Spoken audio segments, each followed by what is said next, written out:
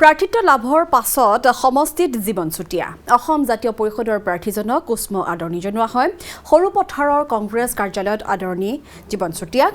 একাংশ কংগ্ৰেছীয়ে চুতীয়াক আদৰণি জনোৱাৰ বিপৰীতে এই অনুষ্ঠানত নাথাকিল আন একাংশ কংগ্ৰেছী কংগ্ৰেছৰ প্ৰাৰ্থিত্বৰ প্ৰত্যাশী অমৃত কুমাৰ বৰগোহাঁই সহ বহু নেতাকৰ্মী নাহিল এই কাৰ্যসূচীলৈ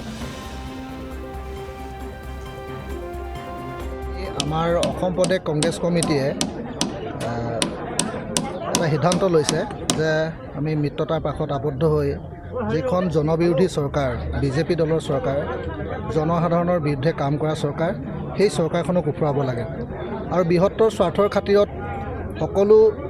কেইবাটাও ৰাজনৈতিক দল সন্মিলিত হৈ মিত্ৰজোঁট গঠন কৰিছে আৰু মিত্ৰজোঁটৰ প্ৰাৰ্থী হিচাপে সৰুপথাৰ বিধানসভা সমষ্টিৰ পৰা জীৱন চুতীয়া ডাঙৰীয়াক অসম জাতীয় পৰিষদৰ প্ৰাৰ্থী জীৱন চুতীয়া ডাঙৰীয়াক প্ৰাৰ্থিত্ব আগবঢ়াইছে গতিকে আমি কংগ্ৰেছ দলৰ নীতি আদৰ্শৰ দ্বাৰা পৰিচালিত হৈ পেলাই আগন্তুক আমাৰ যি নিৰ্বাচন আহিছে বিধানসভা নিৰ্বাচন সেই নিৰ্বাচনত আমি সকলো মিত্ৰজোঁট একত্ৰিত হৈ আমাৰ কৰ্মীবিলাকৰ লগত আমি একত্ৰিত হৈ এই যুঁজখনত আমি অৱতীৰ্ণ হ'ম আৰু নিশ্চিতভাৱে বিজেপি ইয়াত পৰাস্ত হ'ব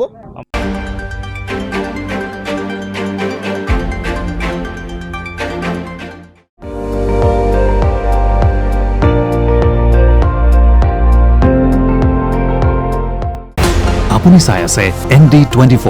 সৰ্বশ্ৰেষ্ঠ নহয় সৰ্বোত্তমৰ দৌৰ